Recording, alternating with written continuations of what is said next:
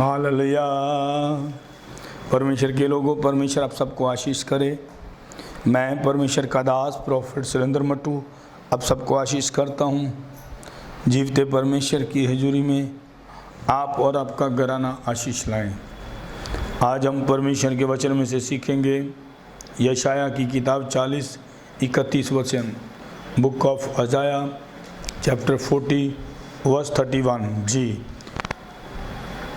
परंतु जो यहोवा की बाट जोते हैं, जो यहोवा की बाट जोते हैं वह नया बल प्राप्त करते जाएंगे। वह नया बल प्राप्त करते जाएंगे, नया बल पाएंगे।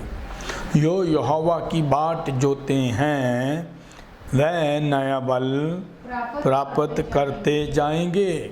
वह उकाबों के समान उड़ेंगे, वह उकाबों के समान उड़ेंगे, वह दौड़ेंगे और और श्रमित ना होंगे। जी, जो यहोवा की बाट जो रहे हैं, यदि आप परमेश्वर की बाट जो रहे हैं, चाहे कितने भी दुख आएं, चाहे कितने भी मुसीबतें आएं, लेकिन याद रखना आप चलते जाएंगे, क्योंकि चलाने वाला कोई और है।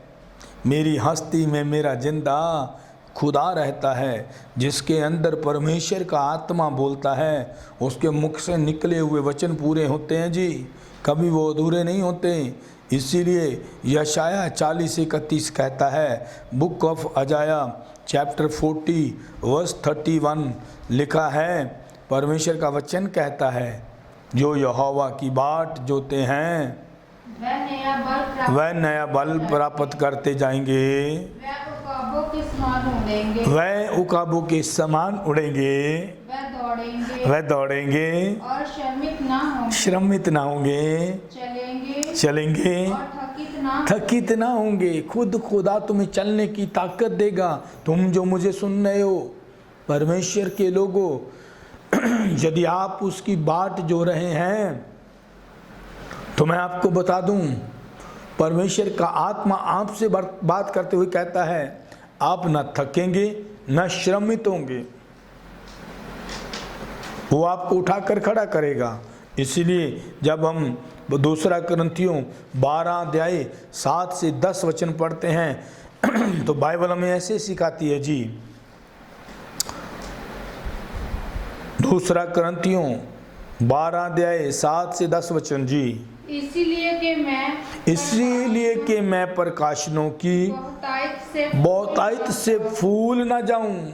हो सकता है तुम उसकी बाट जो रहे हो, तुम्हें रेवलेशन मिलते हैं, प्रकाशन मिलते हैं, स्वप्न आते हैं, दर्शन आते हैं, लेकिन बाइबल हमें सिखाती है, इसलिए मैं प्रकाशों की बहुतायत से फूल ना जाऊं। मेरे शरीर में एक कांटा चुभोया हुआ है। परमेश्वर के दास पौलुस रसूल कहते हैं, मैं प्रकाशनों की बहुतायत के कारण फूल ना जाऊं। क्यों? क्योंकि मेरे शरीर में एक कांटा चुभोया गया, अर्थात शैतान का एक दूत जो मुझे घूसे मारे ताकि मैं फूल ना जाऊं। तुम जो यहोवा की बाट जो रहे हो सकता है कि तुम्हें भविष्यवाणी करने का वरदान है, तुम्हें हीलिंग का वरदान है, तुम्हें प्रकाशन मिलते हैं, लेकिन परमेश्वर का वचन कहता है, प्रकाशनों की बहुतायत से मैं फूल ना जाऊं। मेरे शरीर में एक कांटा चुभोया गया है, अर्थात शैतान का एक दूत जो मुझे घूसे मारे ताकि मैं फूल ना जाऊं। 8 वचन। इसके विषय में मैंने प्रभु से 3 बार विनती की। इसके विषय में प्रभु के दास पौलुस कहते, 3 बार इसके विषय में मैंने प्रभु से 3 बार विनती की कि मुझसे ये दूर हो जाए। पर उसने मुझसे कहा, मेरा अनुग्रह तेरे लिए काफी है, क्योंकि मेरी सामर्थ निर्बलता में सिद्ध होती है। इसीलिए मैं बड़े आनंद से अपनी निर्बलताओं पर घमंड करता हूँ। अपनी कमजोरियों पर घमंड करता हूँ। तुम जो परमेश्वर की बाट जो रहे हो, जो यहोवा की बाट जोते हैं, वह नया बल पाएंगे, वह उकाब के समान उड़ेंगे, वह श्रमित ना होंगे, वह थकेंगे नहीं। तुम क्यों? क्योंकि वो खुद हमें कमजोरियों में डालता है, निर्बलताओं में डालता है। इसीलिए बाइबल सिखाती है 8 वचन में, इसके विषय में मैं प्रभु से 3 बार विनती की कि मुझसे ये दूर हट जाएं, और उसने मुझसे कहा मेरा अनुग्रह ही तेरे लिए बहुत है, क्योंकि मेरी सामर्थ निर्बलता में सिद्ध होती है। इसलिए मैं बड़े आनंद से अपनी निर्बलताओं पर घमंड करता हूँ, मैं कमजोरियों पर घमंड करता हूँ, क्योंकि मसीह की सामर्थ मुझ पर छाया करती रही। क्योंकि मसीह की सामर्थ मुझ पर छाया करती रही। इस कारण मैं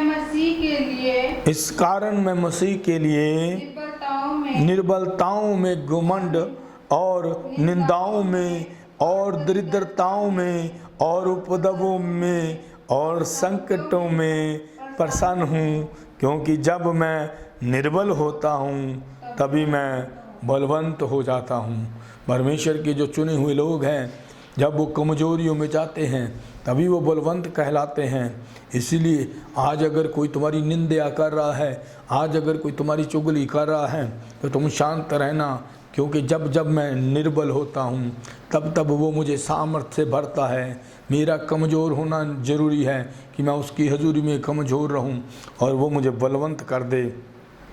इसलिए 10 वचन कहता है, इस कारण मैं मसीह के लिए निर्बलताओं में, मसीह के लिए और निंदाओं में और दरिद्रताओं में और उपद्रवों में और संकटों में प्रसन्न हूँ, क्योंकि जब मैं निर्बल होता हूँ तभी बलवंत हो जाता हूँ।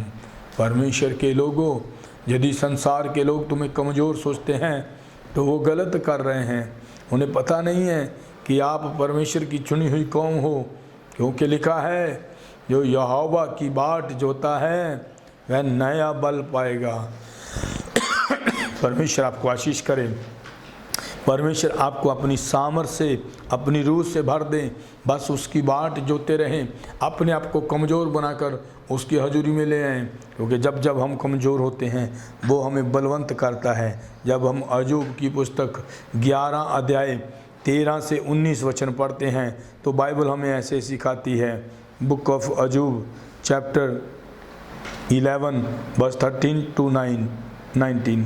यदि तू अपना मन शुद्ध करे, यदि तू अपना मन शुद्ध करे और ईश्वर की ओर अपने हाथ फैलाए, ईश्वर की ओर अपने हाथ फैलाए, और जो कोई अनर्थ काम तुझ में होता हो, जो कोई अनर्थ काम तुझ में होता हो उसे दूर करे, और अपने डेरों में कोई कुटिलता ना रहे, और अपने डेरों में कोई कुटिलता ना रहने दे, तब तो तू निश्चय अपना मुंह निष्कलंक दिखा सकेगा।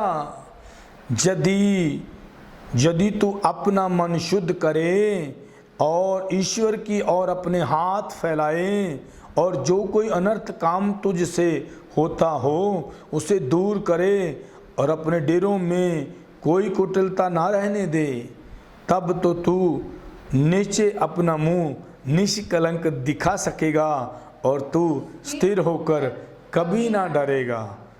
जी, तब तू अपना दुख भूल जाएगा, तब तू अपना दुख भूल जाएगा, तू उसे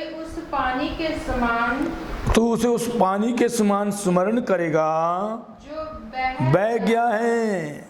जी, और तेरा जीवन दोपहर से भी अधिक प्रकाशमान, तेरा जीवन दोपहर से भी अधिक प्रकाशमान होगा, और चाहे अंधेरा भी हो तो भी वह भोर सा हो जाएगा, और तुझे आशा होगी। इस कारण तू निर्भय रहेगा, तुझे आशा होगी और फिर इस कारण तू निर्भय हो जाएगा, और अपने चारों ओर देख कर तू निर्भय विश्राम कर सकेगा। जब आप और मैं उसकी हजूरी में आकर अंगीकार के साथ जीवन व्यतीत करना शुरू कर देते हैं, अपने पापों का, उन बातों का जिनसे परमेश्वर को घृणा है, पश्चाताप करते, क्योंकि तेरा वचन कहता है यदि तू अपना मन शुद्ध करे। पहली बात, मन का शुद्ध होना बहुत ज़रूरी है। खुदा की हजूरी में आकर जिनके मन अशुद्ध है और मुंह से आराधना करे जा रहे हैं, वो फलवंत नहीं होते। इसलिए लिखा यदि तू अपना मन शुद्ध करे और ईश्वर की ओर अपने हाथ फैलाए, और जो कोई अनर्थ काम तुझसे होता हो उसे दूर करें, और अपने डेरों में कोई कुटिलता न रहने दे, तब तू निश्चय अपना मुंह निष्कलंक दिखा सकेगा और तू स्थिर होकर कभी ना डरेगा। परमेश्वर फिर तेरे संग रहेगा और तू निडर होकर जिएगा, तुम्हें कोई भय नहीं आएगा। ये जरूरी है कि हम परमेश्वर के अनुसार जिएं, और जब कोई मनुष्य अपने जीवन को परमेश्वर के अनुसार जीता है तो फिर वो परमेश्वर के सामने निष्कलंक रह सकेगा, क्योंकि उसमें कोई पाप ना होगा। तब तू अपना दुख भूल जाएगा, तू उसे पानी के समान स्मरण करेगा जो बह गया हो। फिर तू अपने पुराने पापों को याद नहीं करेगा, भूल जाएगा, इसके समान जैसे पानी बह जाता है और चला जाता है। याद रखना, जो उसकी बाट जोते हैं वही नया बल पाएंगे, वो उकाब के समान उड़ेंगे और वह श्रमित ना होंगे, वह थकेंगे नहीं, क्योंकि परमेश्वर खुद अपने लोगों को नया बल देता है। परमेश्वर आपको और आपके घराने को आशीष करेगा। लेकिन यदि उसकी बाट भी जो रहे हैं और संसारिक रीति रिवाज, संसारिक बातों में भी हैं, तो फिर याद रखें दोनों चीज़ें एक साथ नहीं होती। परमेश्वर आपको और आपके घराने को आशीष करे। लिखा है तब तू अपना दुख भूल जाएगा, तू उसे उस पानी के समान स्मरण करेगा जो बह गया हो, और तेरा जीवन दोपहर से भी अधिक प्रकाशमान होगा। तेरा जो जीवन है उसमें प्रकाश दिखाई देगा, और चाहे अंधेरा भी हो तो भी वह भोर सा हो जाएगा। परमेश्वर आपको आशीष करे। वचन 18 लिखा है, 18 वचन कहता है, और तुझे आशा होगी, इस कारण तू निर्भय रहेगा और अपने चारों ओर देखकर तू निर्भय विश्राम कर सकेगा, और जब तू लेटेगा तब कोई तुझे डराएगा नहीं, और वह तुझे प्रसन्न करने का प्रयत्न करेंगे। तेरा राखाना कदी उंगलावे, तेरे रब नू नींदर भी ना आवे। परमेश्वर, जब तू खुदा की हजूरी में रहेगा, तू अपने पापों को मानेगा, छोड़ देगा और उसकी बाट जोएगा, वो तुझे नया बल देगा। याद रखें, खुदा के लोगों, खुदा के मार्गों में चलते चलते भी ये सारी मुश्किलें, परेशानियां ज़िंदगी में आती है। एक वचन दानियल की पुस्तक 6 अध्याय जब हम 10 वचन पढ़ते हैं तो इस प्रकार से लिखा है, book of Daniel chapter 6 verse 10 जी। जब दानियल को मालूम हुआ कि उस पत्थर पर हस्ताक्षर किया गया है, हस्ताक्षर कर दिया गया है, तब वह अपने घर में गया, जिसके ऊपर उपरोतरी कोठरी थी, खिड़कियां जिसकी उपरोतरी कोठरी की खिड़कियां यरूशलेम की ओर खुली रहती थी, और अपनी रीति अनुसार, वह अपनी रीति अनुसार जैसा वह दिन में 3 बार अपने अपने परमेश्वर के सामने घुटने टेक कर प्रार्थना और धन्यवाद करता था, वैसा ही तब भी करने लगा। वो भयभीत नहीं हुआ जब उसे पता चला पत्थर पर हस्ताक्षर हो चुके हैं कि उसे शेरों की मान में डाल दिया जाए। वह अपरोत्री कोठरी पर गया जिसकी खिड़कियां यरूशलेम की ओर खुलती थी, वह वहां घुटनों पर आकर प्रार्थना करने लगा। जो यहोवा की बाट जोते हैं वह श्रमित ना होंगे।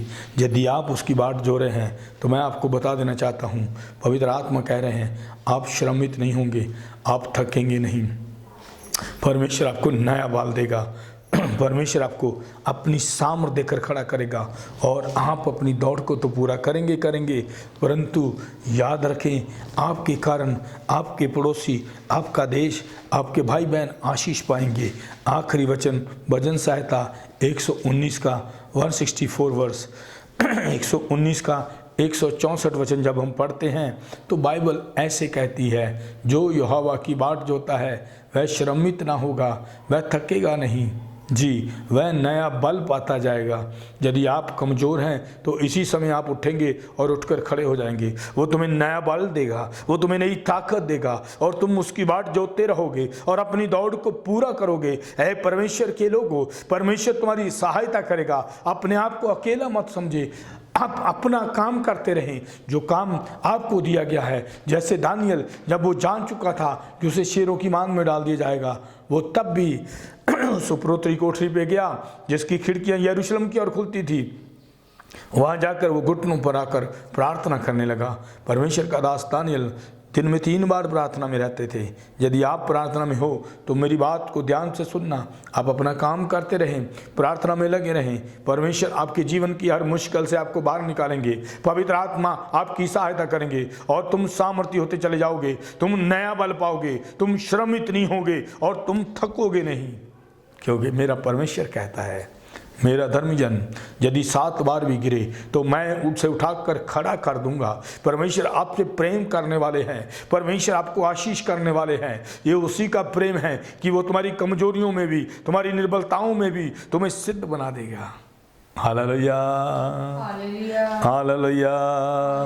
भजन संहिता 119 का 164। जी, तेरे धर्ममय नियमों के कारण, तेरे धर्ममय नियमों के कारण मैं प्रतिदिन 7 बार तेरी स्तुति करता हूँ। हालेलुया। 7 बार प्रतिदिन 7 बार स्तुति करने वाले भी परमेश्वर के जन रहे हैं।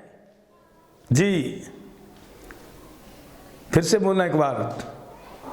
तेरे धर्ममय नियमों के कारण, तेरे धर्ममय नियमों के कारण, तेरे कानून के कारण मैं प्रतिदिन 7 बार तेरी स्तुति करता हूँ। प्रभु का दास दाऊद कहता है, मैं 7 बार दिन में तेरी स्तुति करता हूँ। याद रखें, जो समय आपने खुदा के लिए ठहराया है उस समय के अनुसार उसकी बाट जोते रहें, क्योंकि बाइबल प्रूव करती है, जो यहोवा की बाट जोता है वह नया बल पाएगा, वह नई ताकत पाएगा और तुम नई सामर्थ से भर जाओ, नए बल से भर जाओ। तुम्हारी कमजोरियां तुम्हें छोड़कर चली जाए और तुम अपनी दौड़ को पूरा करो। परमेश्वर आपको आशीष करे। आइए हम प्रार्थना करेंगे। परमेश्वर आपको आशीष करे। मैं परमेश्वर का दास, प्रभु का दास प्रॉफेट सुरेंद्र मट्टू आप सबको आशीष करता हूँ। स्वागत है आपका प्रॉफेट सुरेंद्र मट्टू मिनिस्ट्री में। खुदा के लोगों, इन वचनों के द्वारा तुम आशीष पाओ, नया बल पाओ, नई ताकत पाओ। उठो और खड़े हो जाओ और अपनी दौड़ को पूरा करो। यदि तुम रुक गए थे तो इसी समय कमांड करता हूँ, यीशु मसीह नासरी के सामर्थी नाम से तुम उठो और चलो। यीशु के नाम से अपनी दौड़ को पूरा करो। परमेश्वर तुम्हें नया बल दे, नई ताकत दे और तुम शर्मिंदा नहीं होगे, तुम श्रमित नहीं होंगे, तुम थकोगे नहीं।